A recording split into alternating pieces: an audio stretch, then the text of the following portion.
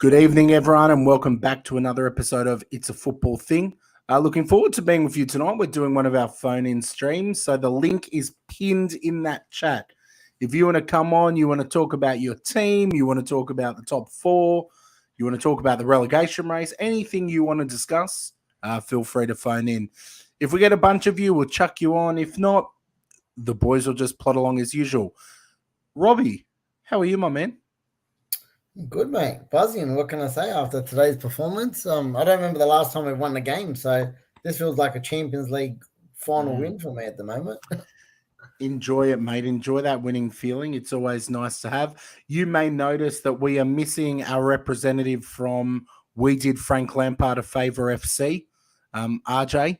He will be with us shortly. It's almost like we're destined not to do this tonight because I'm hotspotting on my phone.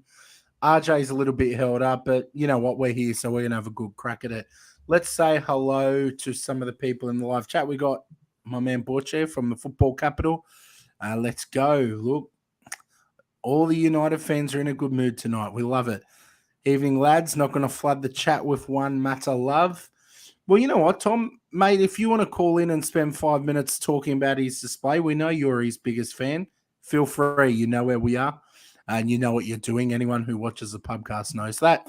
Daniel's here, feeling happy, but a bit sad. Look, Daniel, don't be sad, mate. You guys did Frank a favour. So my man declared, I'm going to continue baiting him till he calls in. He always does. Super Frank. More like super hopeless Chelsea. And George, good evening. Is RJ helping Frank fight relegation? George, it's nice to see you, mate. Look, RJ will be here. He's been caught up. And he will be in, of course, to tell us why their result against Everton wasn't so bad. You know, RJ. Chelsea's 1 point from 6 since our last podcast, mate. Mate, you know what's funny? We're 3 points behind them. Mate, honestly, I was talking to actual Daniel today at school. At work. At and I was school, saying, come on, mate. I honestly wouldn't be surprised if Arsenal really wheel them in the last game or two, and it's because we're talking about it because Daniel can chuck up the tipping results later because you're actually wheeling in RJ's. It's very much like the Arsenal Chelsea, mate. I think you're only 5 points behind. You've pulled back like a 20-point buffer to like 4 or 5 points. I think I've taken the crown for this year, but mate, it's going to be very close for you at the end of the year. 100%, and we got Shano in here too. Shane, you would be buzzing with your team because we're going to talk Newcastle in a second. I want to talk about their performance against Liverpool. But I don't think Chelsea would throw away a game and possibly third to help Everton. Yeah, look, Shane, I don't think they would either. But that's going to be the excuse. That's going to be the train of thought. You know them. It's excuse central over at Chelsea some days. And this one, let's talk, Robbie. Let's talk Liverpool and Newcastle. I was quietly surprised by how much Liverpool struggled to break a very resilient Newcastle down. I didn't feel like Newcastle were going to take all 3 points, but they put up a good fight. Were you impressed by Newcastle? I was, mate. I was black and white on the weekend. I was really hoping they were going to get a result. We all were. I think we all were exactly. But yeah, look, they were, and like I said, even after they scored the first goal, Liverpool, which was a nice goal, like they stood up and they kept fighting. They weren't like a lot of people once they concede against Liverpool lately. It's like, okay, we've held them off for this long, and then it's just 2, 3, 4 sometimes. So look, credit to them. Kept them 0-0 for the rest of the 0-0. They didn't concede for the rest of the game. Yeah, and look, credit again goes to Shane and the Newcastle boys, mate, because I think 10th mid-table from where they were, like literally they look like they were really going down. All the right changes, the takeover is a big success, and that their thing was to stay up, and they've moved up to mid-table. So that's really, really a great job on their end. Let's talk hypothetically, Rob, and I'd love your thoughts on this. We've seen this Newcastle team. Now, you thought they were going to get relegated. I was pretty confident they wouldn't, but I wasn't expecting them to be near 10th, yeah? I still thought they'd be in that bottom part. Looking at their momentum since Eddie Howe's come in, the ownership change, all of that, let's think ahead to the next season. Do you potentially think there'll be a team that's challenging for a European spot next season with their form, with how we know that they're going to go into the market now? They're safe. They're Yeah. not worrying about the championship. Do you think they might be competing next year? Yes, I do. And I think that the stats say it already. If you look back from, I think, the January transfer window, if you were to look at the table from now to them, they're sitting nearly third on the table, I think. So crazy points there, and 100% they're going to have a big window. I think everyone will obviously judge them after their window to see who they actually do bring in, and obviously then they've got to, the team's got to gel and see if they can continue to climb. But mate, a conference league spot for them next year, or any kind of I think Magic. conference league is something you got to aim for. You can't just go from relegation battling to 10th this year to like Champions League. I don't think that's going to happen like that. Even Europa, if they can get a conference league spot next year and go deep in, an FA Cup or something like that, I'm sure on the Toon side will be very happy with it. Look at this. Look at this banter in the chat. Newcastle will overtake Arsenal. In seriousness, I'm not worried about them overtaking us, at least not next season. But I am a little bit nervous about our match against them because when I looked at the fixtures, say, 10 weeks ago, this was one where I looked at it and said, yep, 3 points. But watching how much Liverpool struggled, I'm a little bit nervous that we won't take those 3 points super easily. Shano, we're coming for everyone. If we spend properly, we'll challenge the top 7. And George, quoting the man, they're going down, Robert and Bruglia. I've had my humble pie, mate. Let's get over it. And here are those scores. So you can see it's, you know what? I'm still coming for that title. I know I'm in third at the moment, but I've got the best form. Ooh, me and you are getting the same points every week, so you haven't really brought the buffer in on me. What have you got? So 11 and 4. Yeah, 15 points. That's doable. All right, look, let's move on. We've spoken Newcastle, we've spoken Liverpool, obviously Man City, 4-0. Bit of Spurs or something else you got up? Sorry? I said you want to talk a bit of Spurs? Oh, no, look, let's just quickly cover Man City because I've had a couple of people say to me, you guys, how come you don't talk about Man City and Liverpool much when they're the two best teams? Because there's not much to say. I mean, what do you say about these two teams? They're levels above everyone else. They're really good teams. We expect them to win every week. There's not a lot to say. I mean, again, 4-0, 4 different goal scorers. This title race is going down to the wire. I think it's going to be the most exciting title race, top 4 race, relegation battle that we've seen in a very long time. Any words on City, your local rivals? I agree with you, man. What else can we say? Put on repeat every week. Them and Liverpool just win. None of them are really slipping up. I hope it stays like that, obviously, because I don't want Liverpool to get the title. But yeah, man, look, the delivery. I think it was the Jack Grealish delivery or something from one of those first goals. Was just actually, I think it was full Foden. They're just quality all over the pitch, mate. A few people thought that Leeds were going to give them a bit more of a challenge and they were going to struggle. Yeah. I predicted a 3-0, 4-0. That's just City, mate, running through the gears. And like I said, I hope they've got it in them for another couple of games to finish the job. Yeah, well, look, we'll have to wait and see. No one's doubting City, that's for sure. I might talk about my boys. We might move on to the Arsenal. We had a gritty London derby against West Ham. I was a little bit nervous. In this one, but in the end, took both our centre-backs, Rob Holding stepping in as well, to score 2-headed goals and win us the game. I remember years gone by where we would get a corner or a set piece and I'd go and get a drink or I'd, do something else, scratch my head or something like that because I knew nothing was going to happen. But now this coach we've got there, Nicholas Jova, I'm not sure if I said it right. He's turned us around in terms of set pieces and we scored 2 from them. And that's what I've wanted from Arsenal for a long time, Robbie, because those are the kinds of games where we don't come out with 3 points because we don't find a way to score or win ugly. And it was an ugly game. It was by no means an advert for the game of football, but we did quite well. I was happy that we were able to get a gritty result, that the centre-back stepped up because we know the goals aren't going to come from Eddie Nketiah up top. So, yeah, it was a big 3 points. I want to talk about this here. Of Arsenal. Here we go. Borche has not let this game go. I think next time we play, I've got to go and watch it with him at Football Capital HQ. I might help him. Let it go, man. I didn't see this one, Boogie. Obviously, I just seen the goals and the highlights of this one. I didn't get to see this. But again, I seen Borche going off at it and giving it to the Arsenal fans. So it must have been a pretty bad call. Oh, look, it was one of them ones. How do I say it without letting my bias get in the way? If they'd have given him a red, I wouldn't have been shocked. But I can also see how they didn't give it. The contact was minimal. Now, I don't think he should have been booked for diving. They booked Bowen for diving. He did make a meal of it, but so do 90% of players every week. It was minimal contact, but there was still contact. So I've seen them given and I've seen them not given. I'm not going to complain, though. I mean, everyone keeps telling me he's not a great goalkeeper anyway, so losing him, Bern Leno steps up. I don't know why opposition fans think it's a massive deal, but yeah, it could have gone either way. Robbie, did you see any of our game, any of the highlights from that?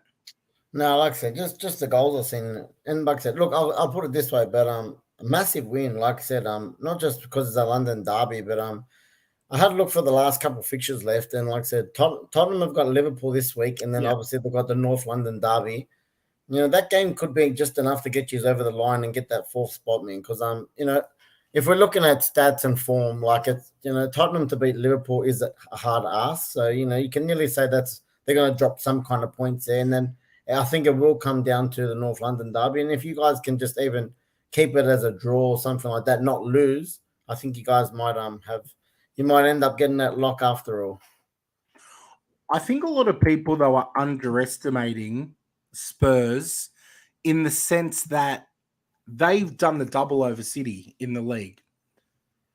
They could beat Liverpool, especially watching Liverpool against Newcastle. There's a lot of pressure on them. I'm not saying that it's locked in. I'm not putting a lock on this one that Liverpool will beat Spurs. When we get to that prediction at some point, I'm actually going to predict a draw in that fixture. I'm thinking a 1-1. But yeah, I don't think we can underestimate Spurs' ability to upset teams as well. They had a really good win too, and we're going to move to Man United in a minute. But Spurs had a really good result. I didn't get to catch the match or the highlights of this, but I did catch the result. Did you catch any of it, Robbie? Yes, I did. And again, a very well-deserved 3 points to the Spurs, I have to say. Look, if you haven't seen any of it, boy, please go back and at least watch the goals, because Son scored one of the goals of the season. Honestly, absolute banger from outside the box, left foot finesse, top corner.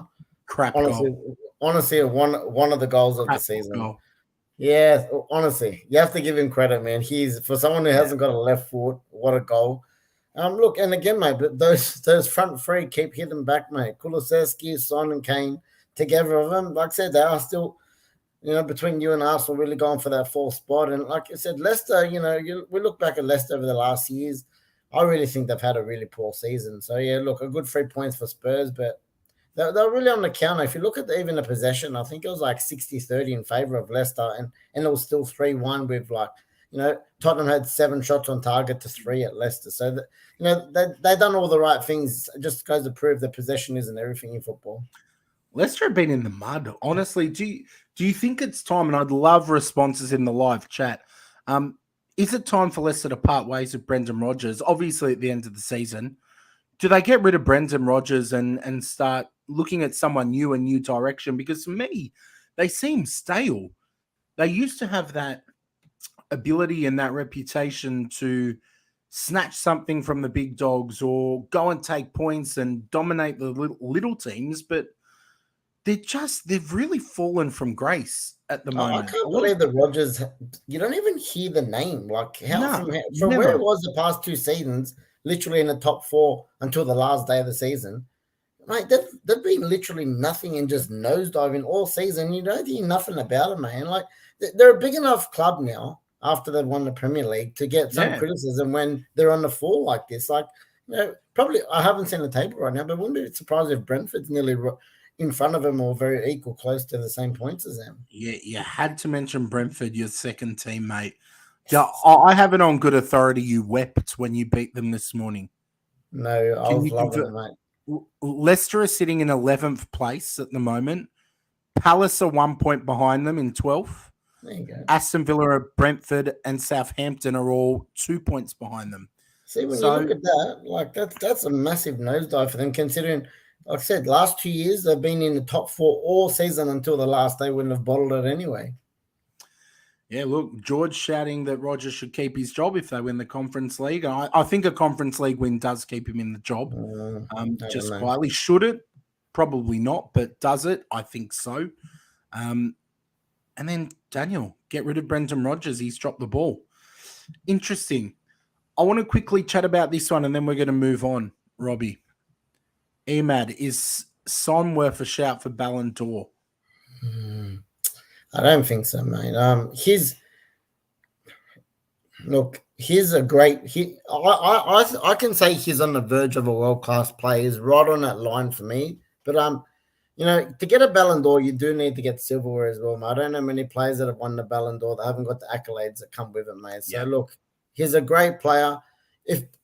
Put him in a Real Madrid, put him in a City, put him in another team that are winning trophies, 100% he'd be on that list, mate. 100% he'd be on the list because he's in fine form. His all-round game, he's a quality player, mate. The way left foot, right foot, the way he makes runs, the way he links up play, he's an all-rounder, and he's a world-class player. So it's just the only thing is at a bottle job of a club. So if he gets on someone that's can win trophies, mate, he'd definitely be in with a shout for me. You know why he's not a Ballon d'Or contender? Why is that? He needs to move clubs, mate. The only thing holding him back is a transfer. I mean, I'd have him at United any day of the week. Speaking of trophies, and we might, before we get on to United and Chelsea, before we get to that, I want to talk titles because Ancelotti is the first manager to have won the French League, Premier League, Serie A, La Liga, and I'm missing one. German League. Bundesliga. We are going to have this conversation at some point in the future about potentially who the greatest manager of all time is or about elite, world-class, top-tier managers, but that's a hell of an achievement. Mm-hmm. Do you think Ancelotti is underrated as a manager? I don't think he's underrated. A lot, especially people our age growing up, they know, or especially me, I've watched him in all his clubs that he's played and won for. Great old, he's got that old school, feel about him, but he's still, he can mix it up and still is in the modern game and he doesn't feel like he should be out of the game, if you know what I mean. Like sometimes you get the old boys, I'm going to say Mourinho, like Mourinho is one of those guys at the top level now. I feel like he's over the hill. He's doing a great job at Roma, but I feel Roma is as much as he can go now. You wouldn't ask Jose to come and to one of the big boys if you wanted to win trophies now, in my opinion. But Carlo, he just gets that respect from players. He gets respect from everyone, and like I said, first time ever doing that, mate. I think that's an amazing record to have. He's a bit like Thanos, mate. He's got all his Infinity Gauntlet. He's inevitable. 5 gems now. He's got all his trophies in the top 5 thing, and that's a special thing, mate. We're lucky enough. I'm lucky enough to have witnessed that. He's been at some top clubs over his years and managed some top players, and mate, he's got all the accolades to prove it, which he deserves. See, I look at this comment from Shano, and this is my point exactly. Like, and Shane hasn't done this deliberately. He said early 2000s Mourinho and Pep are up there. Put it this way. Mourinho. I don't want to spoil it when we do this conversation, but I have to agree with I'll be definitely bringing up the Mourinho. But like I said, I'm going to wait for that time. Mourinho is definitely going to be up there for me. And look, so Alex Ferguson, not only what he done with obviously us, but what he done, I've gone one, Blake, in the Scottish club. Aberdeen. Aberdeen. Yep, Aberdeen, winning the Winners' Cup against Real Madrid. And what he done with us, mate, that's a pretty amazing job as well. So I'm actually looking forward to whenever that does happen, but there's definitely a shout for a few of them there. Yeah, I mean, look, I think hats off to him because to do that in all those leagues, I mean, I always make the argument that Ronaldo is the greater player than Messi because he's been able to do it in multiple places. Yep. So looking at managers, you've obviously got to look at the fact that this guy's done it everywhere. He's done it everywhere, and he's done it over such a sustained period of time. So hats off to him. Let's look at some teams, though, who are vying for that Champions League title. We're not going to go too far on these, but we have Champions League action tomorrow, Robbie. Is it Liverpool-Villarreal tomorrow? Yep, the Ball Fest tomorrow. And that is at Villarreal. What's going to happen in here, Rob?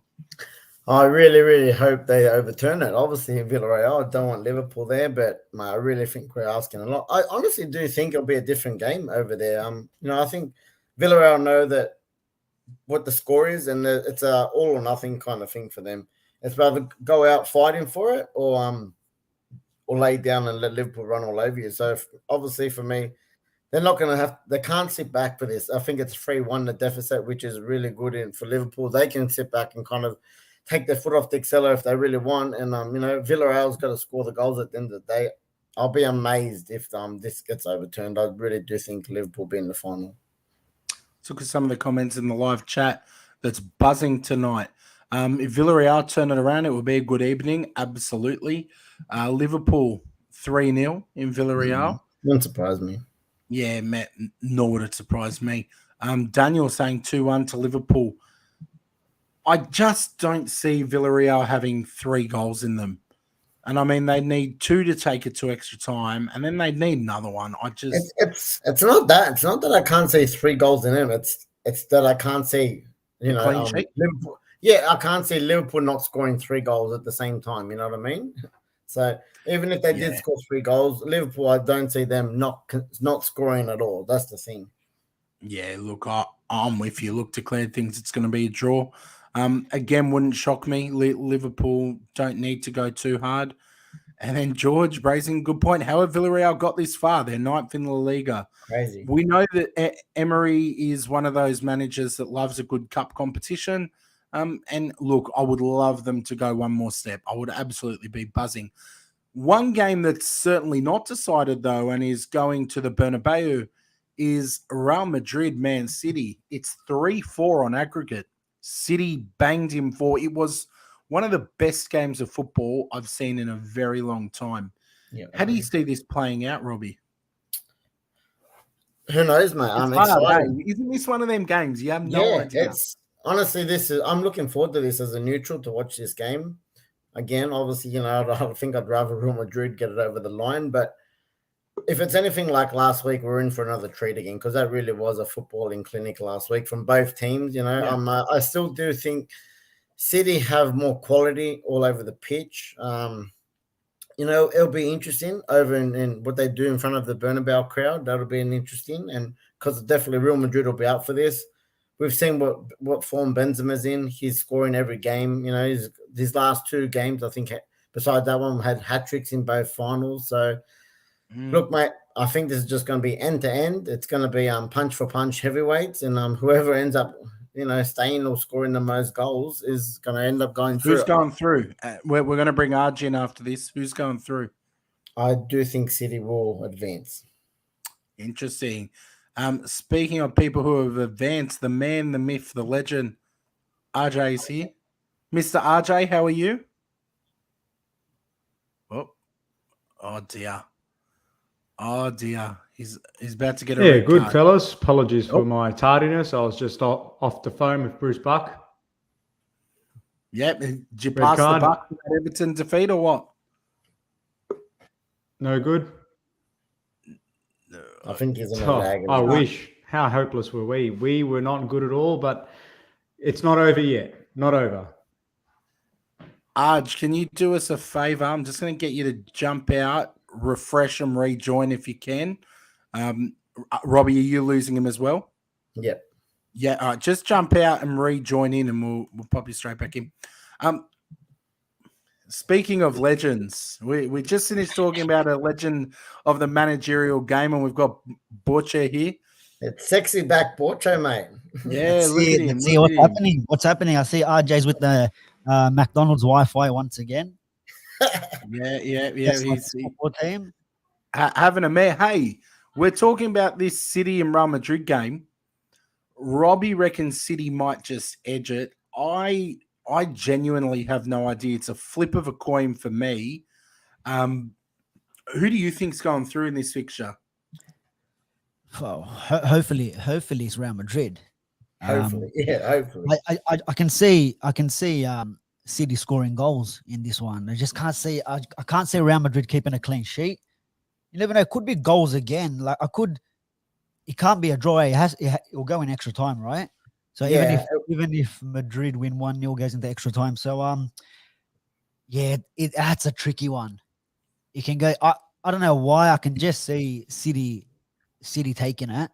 But then again, it's like, it's a hard one. I don't know. It's a hard one to pick, especially after the last game. And look, I know. Scott, you were saying last week that I think you were saying that you like the with the away goals rule taken away. Oh, I love the away goals rule. Yeah. That being gone, I think it gives teams budget more incentive to attack. Yeah, but even in saying that, like if Real Madrid now win 1-0, the 3 goals they scored in the first game is pointless. So you might as well go by the new rules and just have a one-legged game. Because now, even if Real Madrid scored another goal and made it 4-4 at the Etihad, it really doesn't mean anything now. Because it's true. I think it's uneven as well. I like the away goals. The only thing they should have changed for me is when it goes into extra time, because that's when it gets uneven.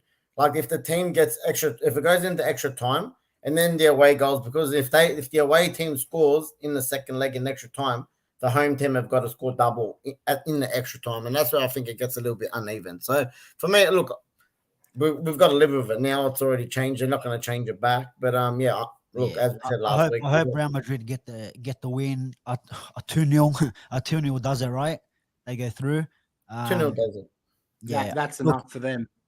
Look, I think they, by winning the league this weekend or last weekend, should I say, could give them a boost. Could give them a boost, and you never know what could happen. But then it's Manchester City, and it's written. Yeah, it's written for me. The whole talk this whole time has been Liverpool City final, Liverpool City for the league, Liverpool City in every cup competition. Yeah. So to be honest, it looks like that's it's written, unless Villarreal pull something out of their hat and upset everyone, and Real Madrid get the 2 goals. That will be interesting to see. I would love Real Madrid to go through just to break it up. I mean, again, I don't know if you caught earlier, but I was saying we don't talk about Liverpool and City much because you're saying the same thing every week. They're great. They play really well. They got the 3 points. They're going for the title. I almost feel like a Champions League final that's City and Liverpool would be boring. It wouldn't be. I know it wouldn't be, but I feel like it could because predictable. Yeah, we see them clashing all the time. But let's talk about your boys. You're obviously both Manchester United fans. We're not going to go back in history and talk about that game against Arsenal. I don't want any VAR whinging this week. But Robbie, what did you make of it? Today's game, mate, I told you. It's honestly, if you have to say, it's probably our best performance all year, and that's not taking away from anything. People are going to say, yes, it's only against Brentford.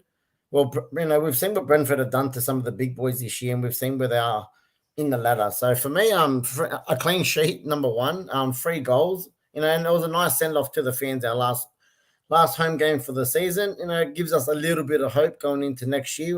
There's a lot of positivity with this change coming in now. Obviously, Ten Hag, some of these rotten boys at the top are stepping down or getting fired. We're starting to bring some more footballing brains in after all these years. A lot of deadwood, I hope, is going to be out the door. And Ralph keeps saying a lot. Every time he talks, we want to get new people in. We want to get new players that fit the bill in. So I don't know if he knows something or certain players that he's got lined up, but there is a bit of positivity. Today was a good game, like I said, mate. Anthony Elanga got I think it was a great ball over the top from Bruno, ran in behind, beautiful cross and finish from Bruno finished the goal off.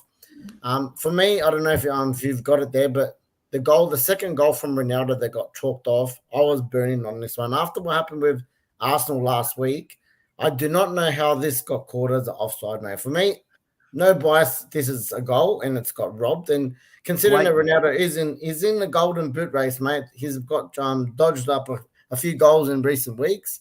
But look, he did get there. He won his penalty. Obviously, scored it 2-0.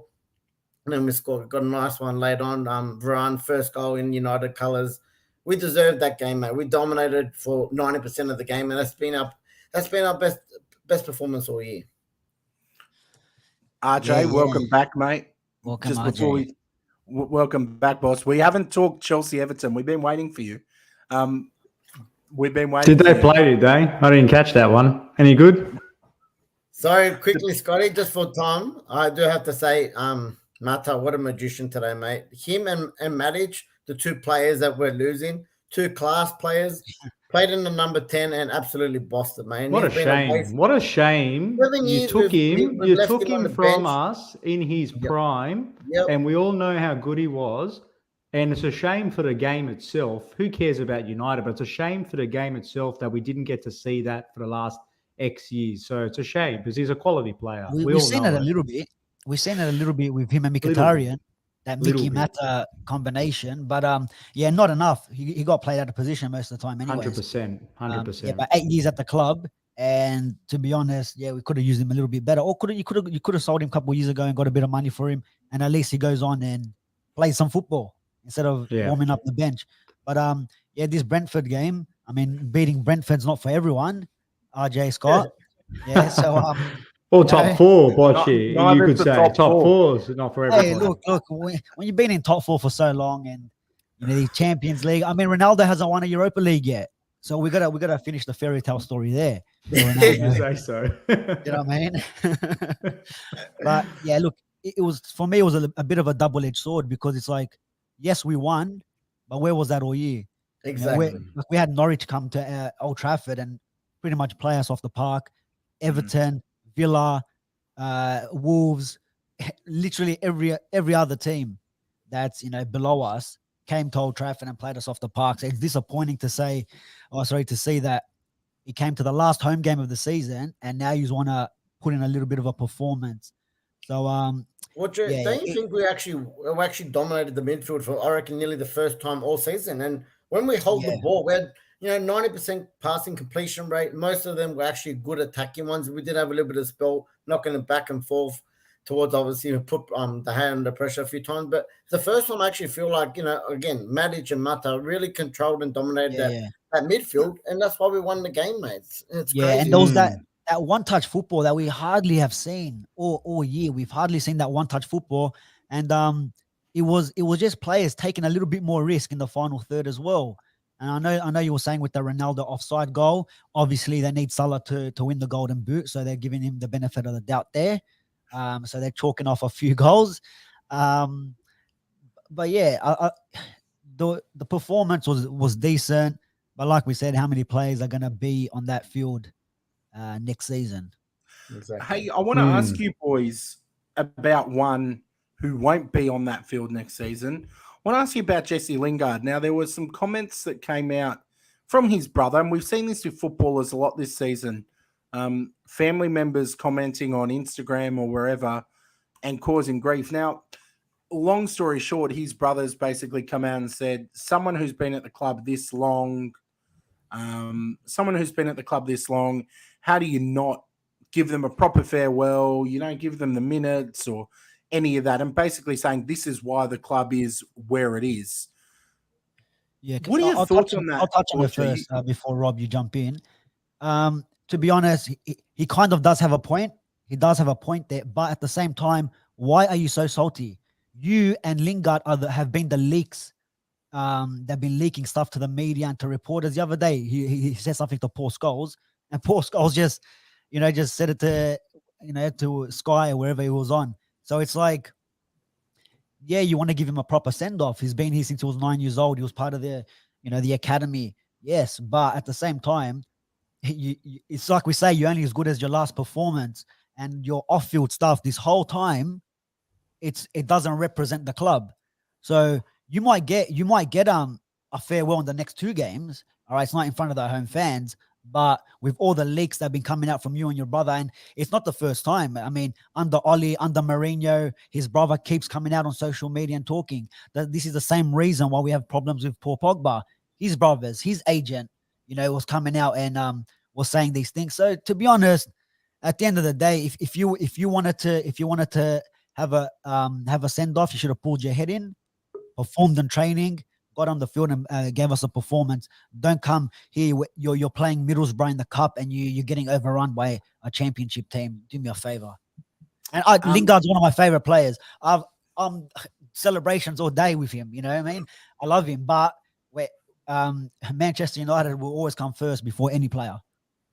100%. Just want to quickly acknowledge a couple of people in the live chat. And again, if you're new here or you've been back, hit that like button. Make sure you subscribe if you're new.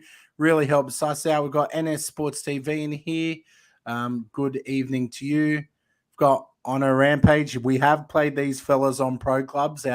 It's a Football Thing Pro Clubs team. They did beat us. Shock horror, but some good fellas. Welcome to the pod.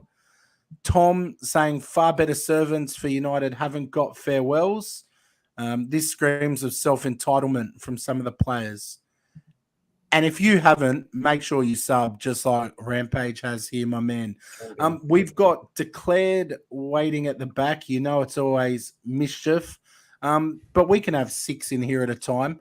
I know Declared wants to talk a little bit of Manchester United. This will be interesting, boys. And we got George here as well, who I know will want to talk United. I'm going to bring them in, but boys, I want to ask RJ because we haven't had him in yet and he's only just jumped on. RJ, what do you make of those Lingard comments? Is there a point? No, I like the Tom's one, the self-entitlement. Look, I understand what Borche is saying. He's been at the club for a while. He's given his service, but equally, the best type of service and to demand that kind of respect, you've got to give that respect. And if those leaks are coming from his camp, what kind of reaction is he expecting from the club? The best kind of responses are when you save it for your on-field behaviour and equally off it too. So, look, I can understand where his brother's coming from. Family's always going to look after family. But equally, you haven't done enough to put yourself in the limelight in a position that the club wants to keep you. If you're a true professional, you'll take your medicine, be quiet and move on gracefully. But unfortunately, in this day and age, people, like Tom said perfectly, it's self-entitlement. This is one of those situations, again, where the individual outweighs the team. And that's why he's on the way out. It's probably a good thing for everybody. Robbie, of course, we'll come back to you on this one, but I want to let Declared have his Manchester United moment because he told me backstage he wants to talk United. And then we'll go to Georgie and you, Rob. Declared, with the Roman Abramovich picture, which I love, just quietly, let's talk United. Big up, everyone.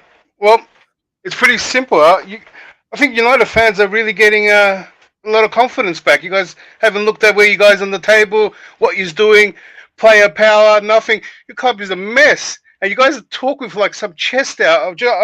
I'm bewildered. You made me come here pretty early. 3-point collectors.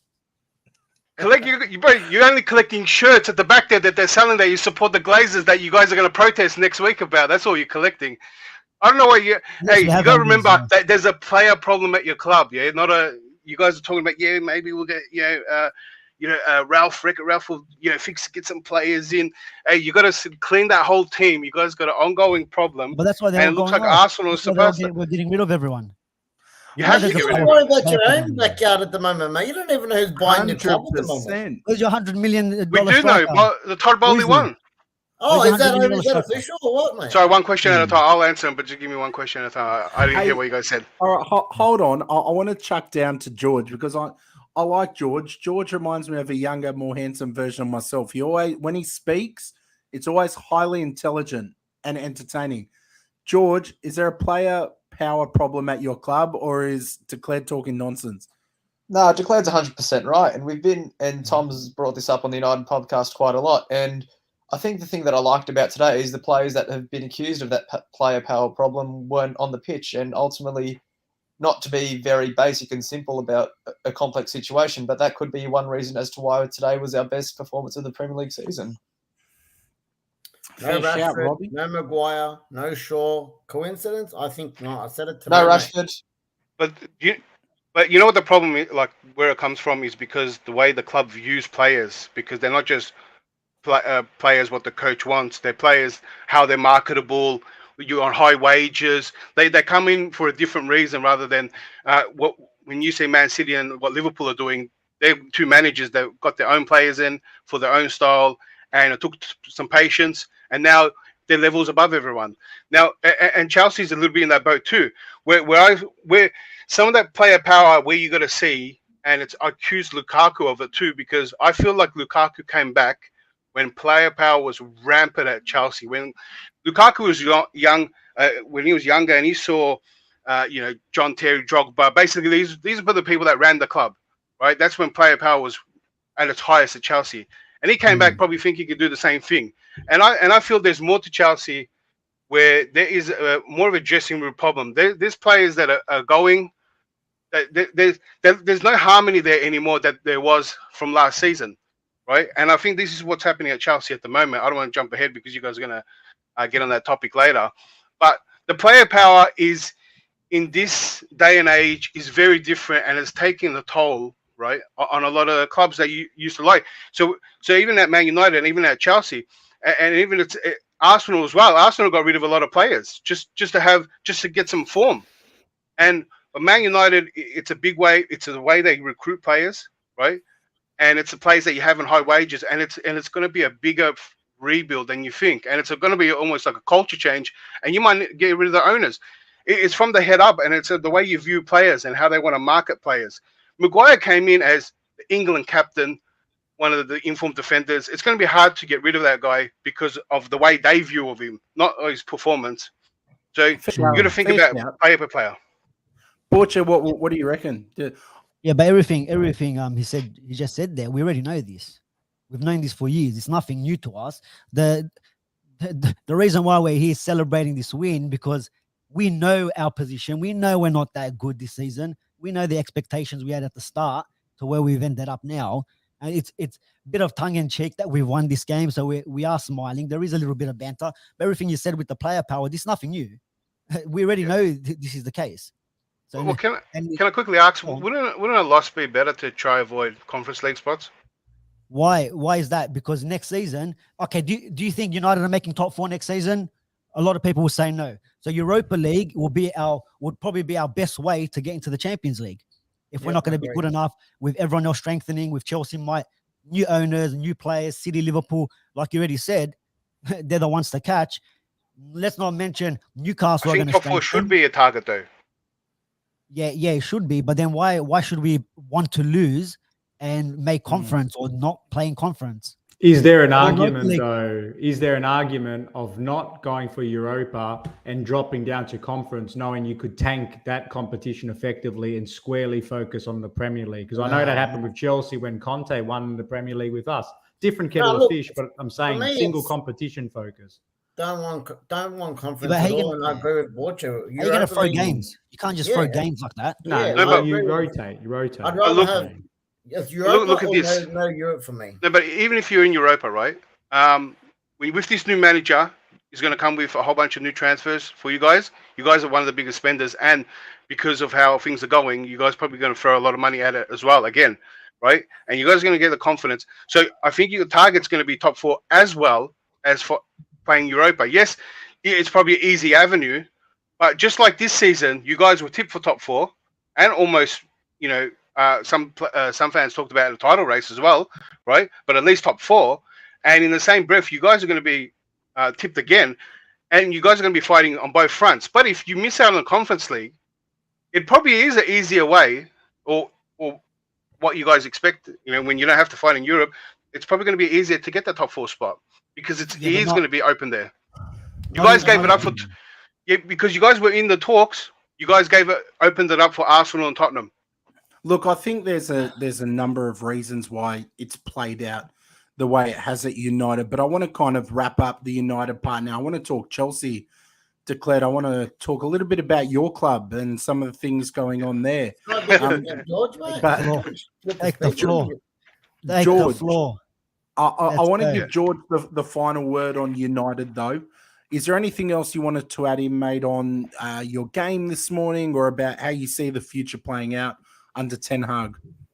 Yeah, I guess what's going to happen in terms of this cultural reset that's being spoken about is, well, we're right now experiencing all the wrongdoings, all the results of the wrongdoings that were done under the Woodward era, in the sense that the reason why we have such a mismanagement of wages and player power is because at the time when Woodward was the only one in the negotiating room for transfers, he didn't really understand the club or the footballing project. So the only way he could attract players was with excessive wages. So that's why we have this massive imbalance of wages.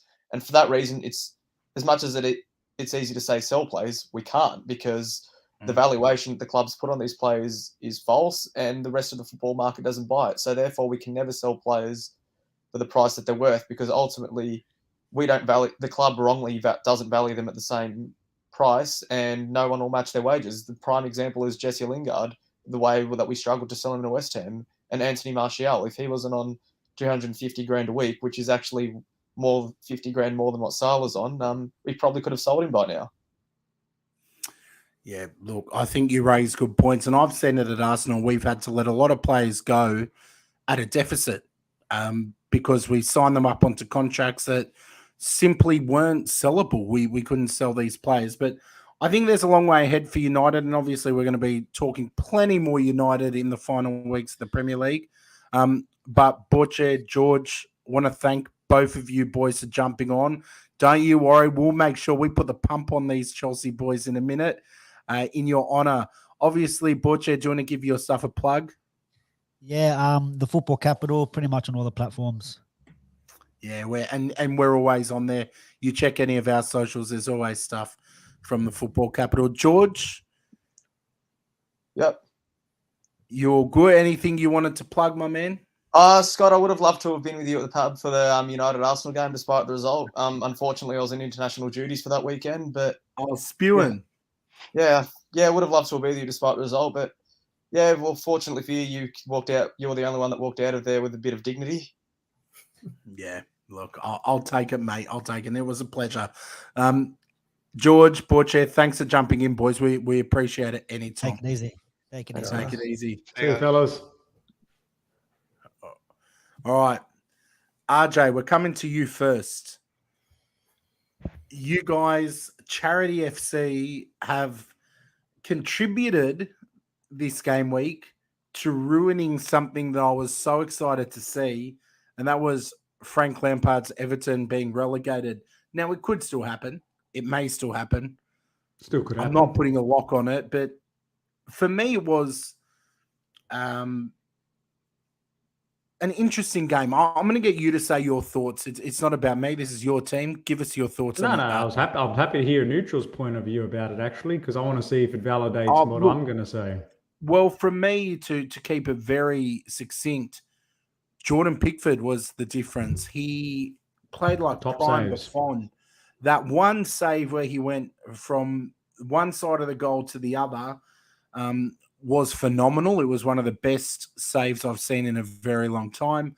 And he made a few others. He was a difference to me. And he has this in his locker. He can be like prime Buffon one week and then turn into a jellyfish the next week. And I think he was the difference. Chelsea just couldn't get one past him. You weren't clinical enough for me, but I don't think you did a whole bunch wrong, to be honest, except not beat them.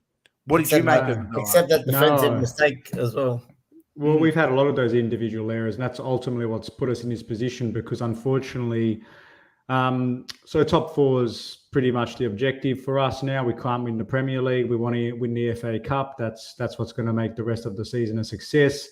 We've pretty much fallen asleep at the wheel and let go a couple of games. We dominated United, should have beat them convincingly. They got a lucky draw in the end.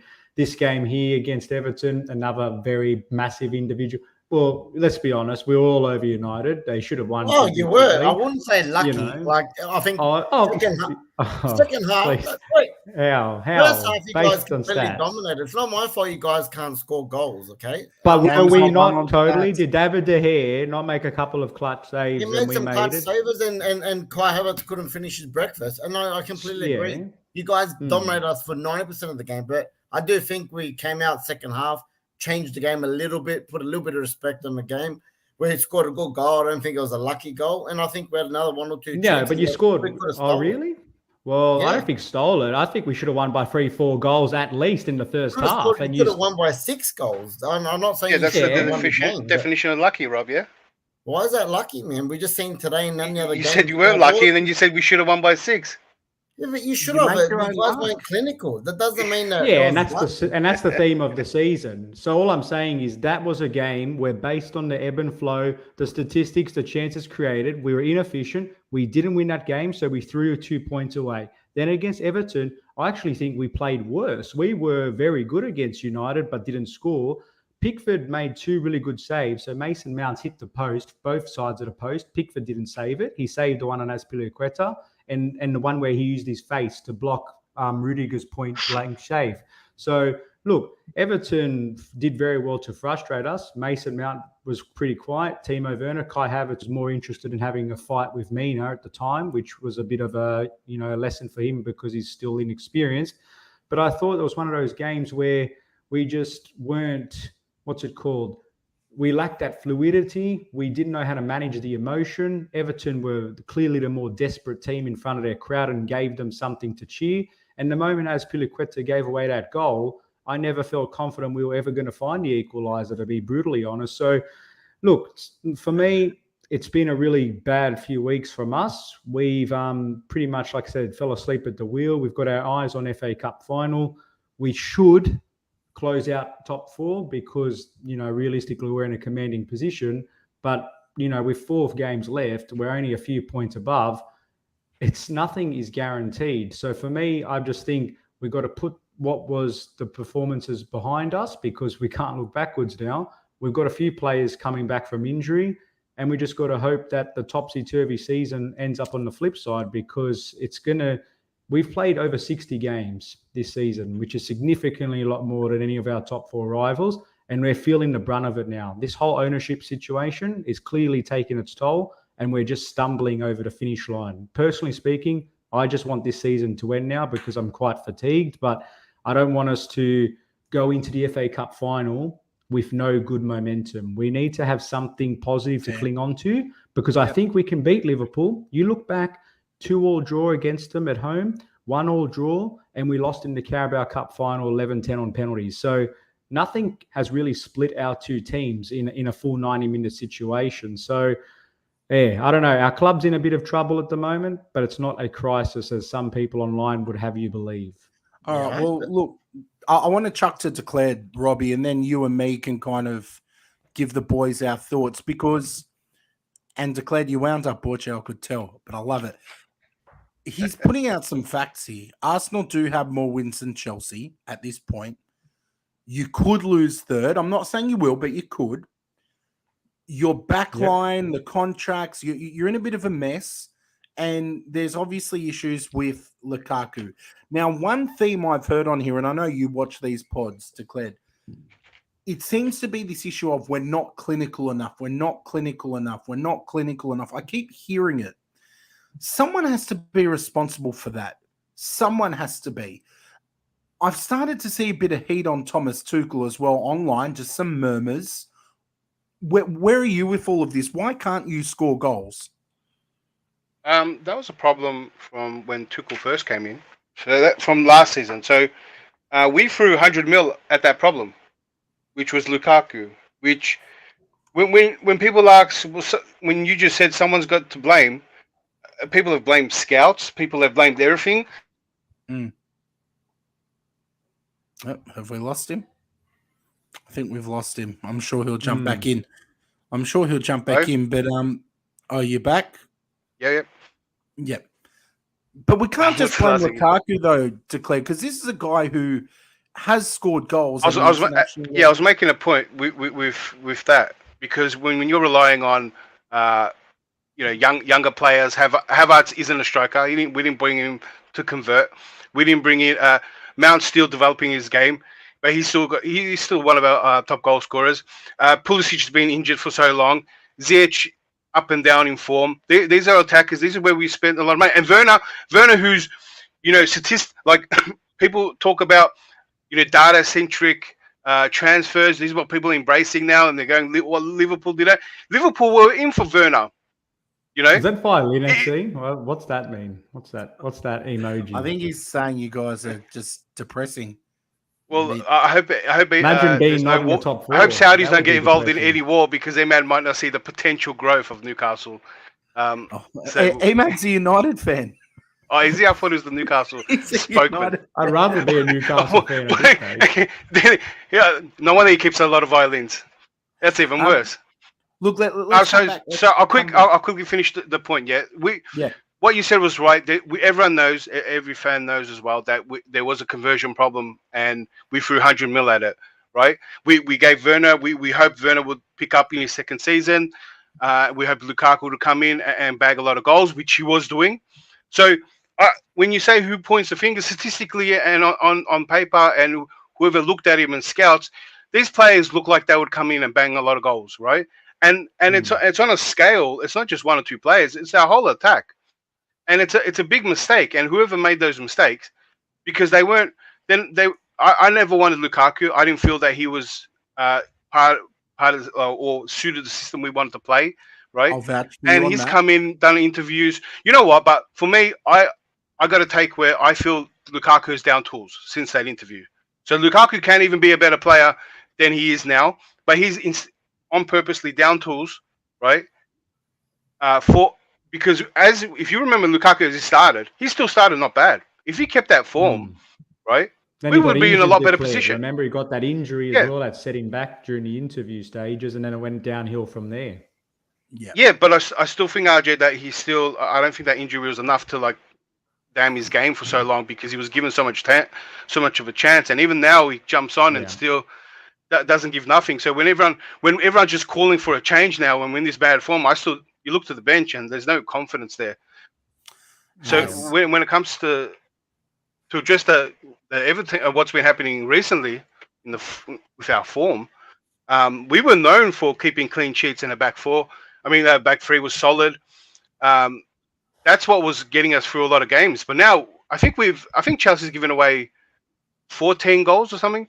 Just giving away gifts. Statistically, we're still the third best team defensively and attacking wise. So in many respects, we are where we are. We're not good enough to be in the top two, but we're equally better than those below us. But the last few weeks have just shown that we used to be stable, resilient, organised defensively. But now, since the Rudiger situation, Christensen's out the door. As Piliqueta apparently is about to take up his deal with Barcelona, we are going to experience a massive transition defense. Midfield, we know Kante, Jorginho's contracts are about to expire. What do we do with them? And then there's the whole attack conundrum. So if I'm the new owners, this might be a time to really draw a red pen for a lot of these players and start to splash the cash and bring back some of these loanees to help fill the void. Well, we have to get the loanees, because you just listed about 5 players that could be in the door at least, and maybe more. Like, there's wingbacks too that I think wingbacks should be a priority, because Reece James and Chilwell would have been our best players, and they are our best players. And so they were out. As soon as they went out, our game went out. And a backup for them is important too. So for the new owners, they didn't lose 100 mil on Lukaku, so it's easier for them to put that red line through him. Yeah. Declared, always a pleasure, my man. It's been good talking United and Chelsea. If you were going to let you go, because we are quickly moving towards the end of this show. Take it easy, my man. I'll catch you on some pro clubs tomorrow night, yeah? Yeah, let's do it. Thanks, everyone. Speak soon, Declared. See you, mate. We will. See you. Just want to welcome Dylan to the channel. Always nice Dylan. to see your name. Welcome, Dylan. Feel free to chuck in some comments in the chat. Let us know who you support. United fan, mate. He's a United fan. Oh, is he? There you go. Another one of those. Hey, welcome. See you, Always Dylan. Take care, mate. Nice to see you. Boys, before we kind of wrap up this Chelsea chat and we get to some quick fires, Robbie, did you want to add something? I know you had a comment you wanted to make earlier. No, it kind of got brought up there. I was going to just say to RJ, which you already covered, is it going into that FA Cup final with the form in the past month, is it worrying considering the form of Liverpool? But he already did wrap that up, and I do agree with him. On a cup final, it's a 50-50. Anyone can turn up and win. Form does go out the window, but you do have to take a little bit of it into consideration where the two clubs are at this present time. Yeah, I'm not sure if he's also wrapped up Liverpool as well, because as we put in the promo, they were tuned good, but I kid you not, I turned on the TV right before that tackle happened and I saw Keita scored a goal and I said, oh, give me a break. I just turned this thing on right then and there. They had chances, more chances to score, but equally they had to work very hard for those 3 points. So look, they're doing what champions elect do and keep getting those wins. But I don't know, they're a team that, to be honest with you, if you said versus City versus Liverpool, based on the way that we've been playing, give me Liverpool. I know that sounds crazy, but despite our topsy-turvy form, I know that on our day, especially in a cup competition, Liverpool will know that we're a team to be reckoned with. So it's going to be an almighty clash, but we've still got at least another 4 or 5 games before we talk a little bit about that. Yeah, absolutely. Absolutely. Boys, it's been a delight. Always fun to do a phone in. Massive thank you to everyone who phoned in. It's always a pleasure having you champions on. We're trying to do one of these every couple of weeks just because we love talking with you fellas and ladies. We'd love a lady to call in. But let's quickly look at some comments in the live chat, do some quick fires, and then say goodnight. Thoughts on the Old Firm derby from George? Look, I only caught the highlights of this, but good things for Ange Postecoglou. Yep. It's looking very it's starting to look pretty much set in stone over there. I could almost say it's a lock. Any quick thoughts on that, Robbie? Look, I think it is nearly on a lock, and I just have to say I think that's enormous for Ange, and you can cover a little bit of Australian football there. I think he will be, he's done it in obviously the A-League, he's done it international for Australia, he's done it in Japan, but to do it at a club in Europe like Celtic, I know it's only a little bit of a 2-horse race, but he's still done it. I think he's the only one that's would have done it. He's got to go to the top of the pedestal in the Australian managers, mate. He's just done a great job. For him. And this, it would not surprise me in another year if he keeps this up. If maybe a Premier League club or a Championship club comes 100%. In for him, mate. Because I think people would honestly take him, and I think he would fit the bill at a big club. RJ, any quick thoughts? Couldn't agree more. His trajectory is onwards and upwards, and he's doing Australian football very, very proud, and we wish him all the best. So keep it going, Ange. Even here we got please win the FA Cup. From the Who's he talking about, I wonder? We all say Chelsea, trust me. Who's going to the UCL final? Well, look, going from mine and Robbie's predictions earlier, it's going to be Liverpool City, but RJ, Liverpool City for you as well, or you see a spanner in the works? Nah, begrudgingly, that's what's going to happen. I'd love to see an upset either way, but yeah, it feels like it's inevitable. Or Spanish final. Let's go. They're lovely. And the Tom Cracking Show, look, thank you for your kind words. Tom, make sure you check out the United podcast as well. Let's do some quick fires. I've forgotten mine, so it's going to be short, which is good because we've gone for an hour. But let's start with you, Robbie. Yeah, I've got a few tonight quickly, boys. Food-wise, what did you hate as a kid but like now? Eggs. I wouldn't eat any eggs at all, but now I wouldn't say I love it, but I'll eat it now. Arj? For me, mangoes. For me, bocconcini. For me, no would touch it. Now I enjoy it. Your first nightclub. Your first nightclub. First nightclub. Pro clubs for Scott. That's his first nightclub. Probably. I don't even know if you call it a nightclub, but probably like Equinox at Club Marconi. Oh, yeah, over 18. What's it? Yeah, is that a nightclub? Yeah, we'll classify that as a nightclub. Close enough. Come on.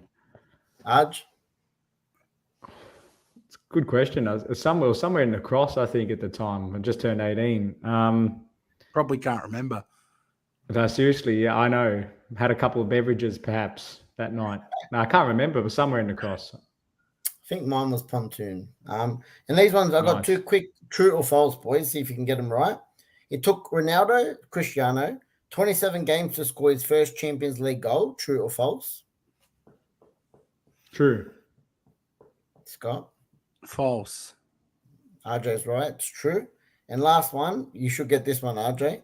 Frank Lampard has scored more Prem goals than Henry, Fowler, and Owen altogether. True or false?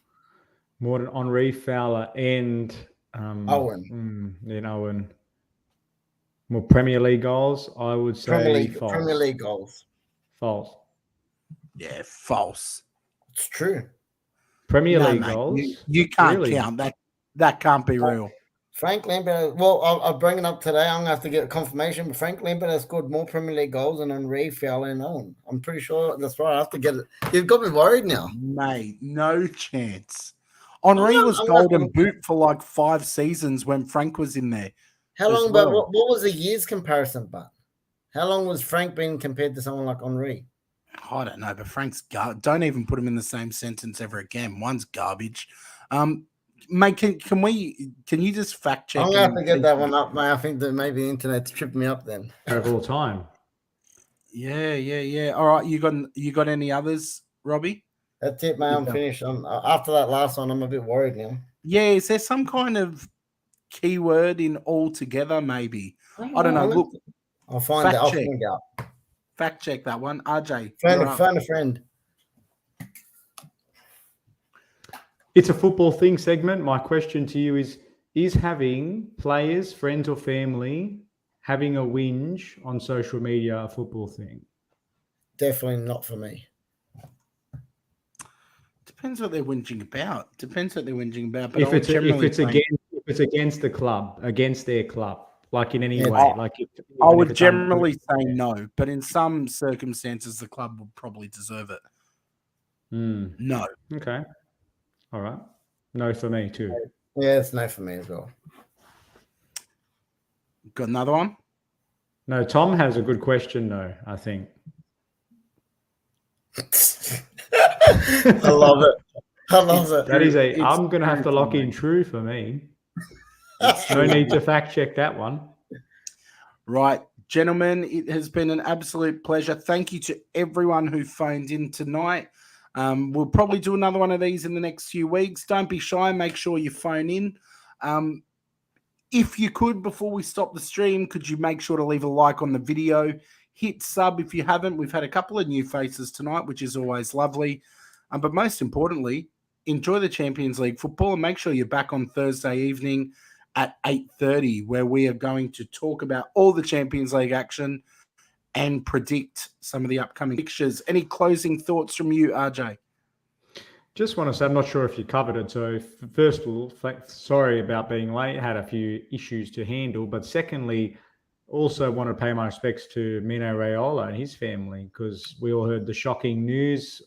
Quite bizarrely, it was, first reported he did pass away. Then they retracted the statement. And then bizarrely, he did actually pass away. So we all know the super agent he was, and he was quite mercurial and divisive in the football community, but you can't dispute his legendary status, and he represented some of the biggest names in world football. And again, just want to pay our respects to his family as well. So not sure if you guys covered that or not.